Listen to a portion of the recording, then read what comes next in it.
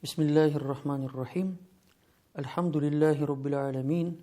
Вассалату вассаляму аля расулина Мухаммаду ва аля алихи ва сахбихи аджмаин. Ассаляму алейкум ва рахматуллахи ва баракатух.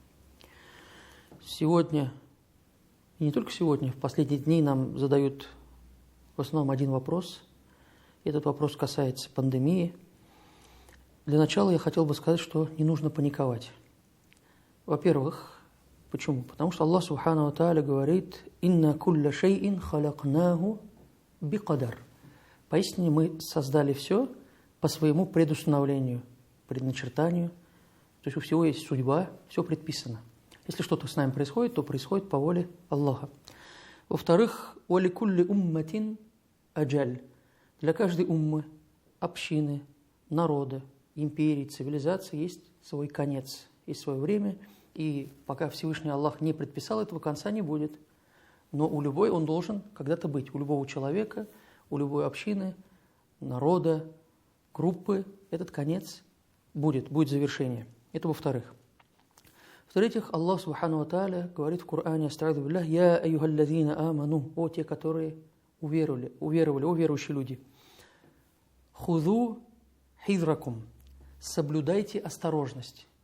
То есть мы понимаем, что есть предписание, предустановление, но тем не менее Всевышний Аллах говорит нам, чтобы мы соблюдали осторожность. В-четвертых, аста'иду биллях, «Валя тулку би айдикум иля тахлюка». Не кидайте себя в опасность, не подвергайте себя опасности. И этому нас научил наш любимый пророк Мухаммад, саллаллаху алейхи вассалям.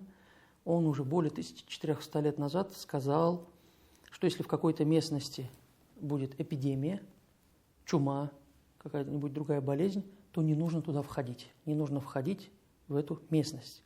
Если же случилось так, что вы находитесь там, подверглись заражению, то вы не должны покидать эту местность. Это является сунной нашего пророка, саллаллаху алейхи вассалям. То есть сегодня придумываются различные методы, а пророк уже огромное количество лет назад нас научил этому. И даже однажды Умар, радаллаху ан, направляясь в город, узнал, что в нем распространена чума. Происходит сейчас болезнь, люди заболели. Он развернул своего верблюда, развернул свой караван и направился обратно. То есть не стал входить в этот город. Тогда люди спросили: неужели ты бежишь от предопределения, от кадара? Он сказал, что я бегу от кадара, то есть от предопределения к предопределению Аллаха Субхану ва Тааля. То есть от предопределения не убежишь. То есть я бегу от этого предопределения к другому предопределению. Поэтому мы должны правильно понимать все аяты, должны понимать их в совокупности. То есть в одном месте Аллах нам говорит, что Он все предустановил, то есть ничего мы уже не изменим. То есть это говорится для того, чтобы мы успокоили свои сердца, и будет ровно так, как Он предписал. И это указывается дверь, в какую дверь мы должны стучаться в первую очередь. В первую очередь мы должны стучаться, просить дуа, обращаться к Всевышнему Аллаху, вспомнить о своих грехах, ибо многие трудности, в основном все проблемы и трудности приходят из-за наших прегрешений, из-за того, что мы нарушаем какие-то законы Всевышнего. Но тем не менее, также в Коране Аллах нам говорит, чтобы мы соблюдали осторожность.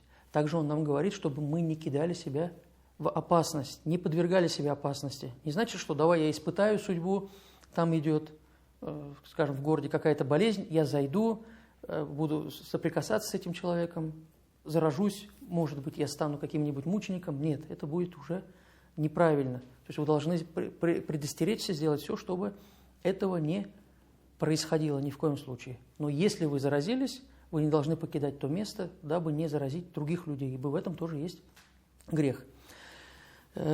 Недавно мы вместе с Советом улемов, Центром фетв, распространили в интернете некоторые предостережения и то, что нужно выполнять. Поэтому мы сказали, чтобы в мечети молитва была немножко сокращена, то есть сократить время пребывания в мечети, обратить внимание на гигиену, не только омовение, ибо и в сунне есть не только омовение. Сейчас нам говорят, мы омываемся 5 раз в день, значит, этого будет достаточно. Нет. Ибо пророк, саллаллаху алейхи вассалям, он тоже брал тахарат, тоже брал омовение, но тем не менее, например, говорил, чтобы мы мыли руки перед едой и после еды. То есть за это есть большая награда. Поэтому мыть руки, соблюдать гигиену. Это не что-то новое для верующего человека, это соблюдение сунны. Быть может, это станет причиной, что мы будем соблюдать сунну пророка, саллаллаху алейхи вассалям, в полной мере.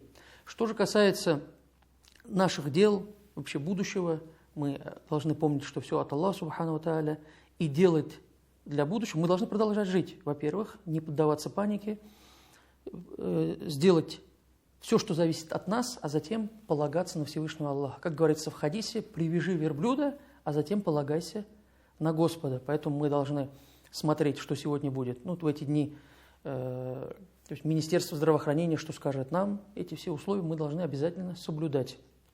Если, например, будет введен карантин, то мы обязательно должны его будем соблюдать. То есть это обязанность, наша обязанность как верующих людей. А дальше, что будет с нами, это предопределение Всевышнего Аллаха. Однажды, то есть хочу привести один пример, когда великий правитель Харун ар-Рашид, рахматуллахи алейх, увидел старца, пожилого человека, который, несмотря на свой пожилой возраст, он работает, и он сажал плодоносные деревья. И он удивился. То есть пожилой человек, вряд ли он сможет увидеть эти плоды, вряд ли он сможет увидеть какую-то пользу от этих деревьев. Поинтересовавшись, он подошел к нему и спросил: что ты сажаешь? Я сажаю такие-то и такие-то деревья. Но ты же не сможешь увидеть результат своего труда. Ты не сможешь вкусить эти плоды. То есть сколько лет нужно? Старец ответил, там, лет 15, 20, может быть, 10 лет до того, как это дерево начнет плодоносить. Ты не сможешь ничего увидеть, не получишь никакой пользы от этих плодов, от этого дерева.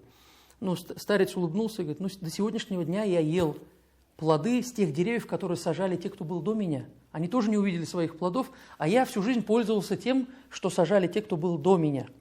И в хадисе пророка, саллаллаху алейхи вассалям, также говорится, что даже если вот будет наступать судный день, будет какая-то трудность, все равно посейте это зерно, то есть этот саженец оставьте, потому что вы будете получать по своим намерениям, по своим действиям, то есть награду. И тогда Харуну ар-Рашиду понравился этот ответ, и он дал кошель с золотом этому старцу. Он говорит: вот видишь, а ты говорил, я не увижу плодов, вот уже начал видеть эти плоды.